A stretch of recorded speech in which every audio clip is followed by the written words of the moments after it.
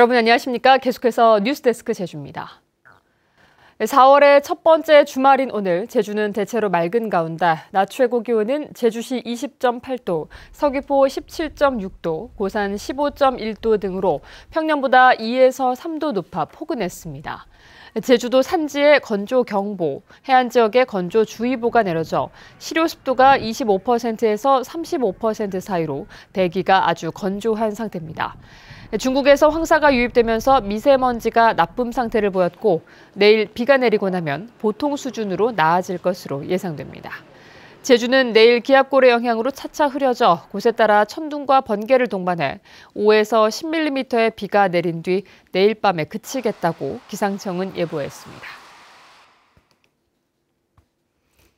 최근 다른 지방에서 잇따라 대형 산불이 발생하고 건조특보가 지속됨에 따라 제주도는 행정시와 읍면동 등 23개 기관에 설치된 산불 종합상황실에 24시간 비상근무 체계를 갖추고 산불 진화 헬기와 진화 차량 등을 전진 배치하도록 했습니다.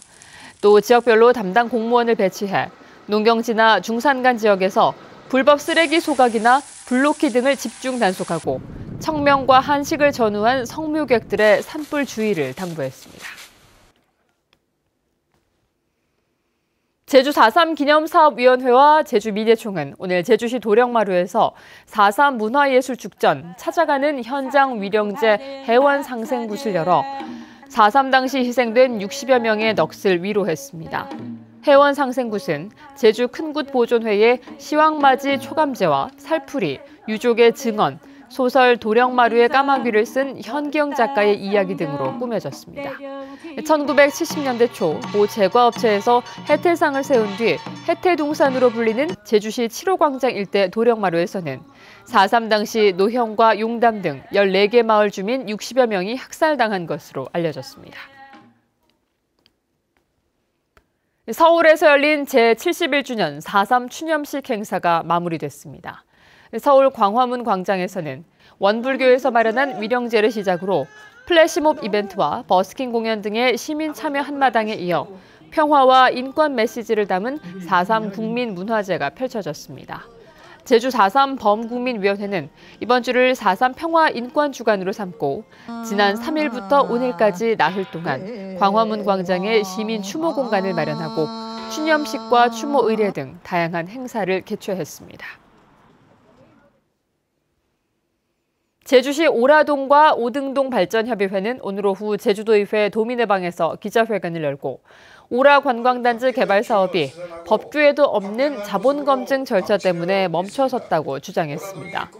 이들은 자본검증위원회 출범 과정의 무법적 행정 절차와 투자금 예치의 위법성 여부, 도지사의 행정 재량권 남용 등 5개 사항에 대한 의혹을 해소해달라고 제주도와 제주도의회에 요구했습니다.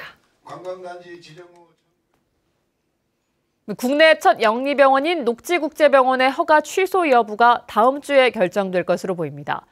제주도에 따르면 지난달 26일 실시된 개설 허가 취소 청문에 대한 조서가 작성됐고 녹지그룹에서 자신들의 주장이 조서에 제대로 반영됐는지 검토하고 있습니다. 제주도는 조서 열람이 끝나고 다음 주에 청문 주재자가 청문 의견서를 보내면 내부 검토를 거쳐 개원 취소 여부를 최종 결정할 방침입니다. 오늘 오전 10시 반쯤 서귀포시 토평동의 한 과수원 창고에서 불이 나 50여 제곱미터를 태워 소방서 추산 1,000여만 원의 재산 피해를 내고 1시간여 만에 꺼졌습니다. 소방당국은 베어낸 나뭇가지를 창고 주변에서 태우다 불티가 옮겨 붙은 것으로 보고 정확한 화재 원인을 조사하고 있습니다. 축산분뇨 무단 배출 사건에 대한 자치경찰의 편파 수사 의혹과 관련해 양돈업자가 경찰에 입건됐습니다. 서귀포경찰서는 축산분뇨 무단 배출 사건 수사 과정에서 축산분뇨를 밭에다 살포했다며 허위 확인증을 제출하고 거짓 진술한 혐의로 54살 김모 씨를 입건했습니다. 경찰은 또 자치경찰 간부 강모 경감이 수사 과정에서 김 씨에게 특혜를 줬는지에 대해서도 조사하고 있습니다.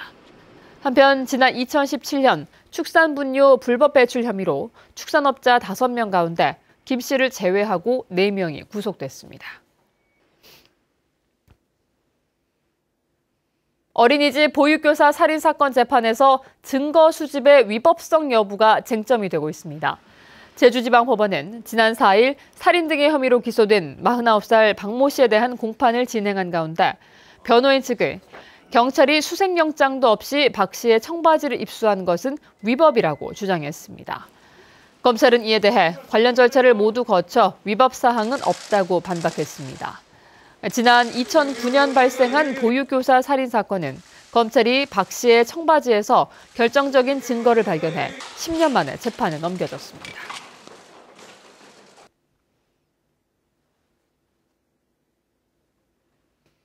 뉴스데스크 제주였습니다. 시청해주신 여러분 고맙습니다.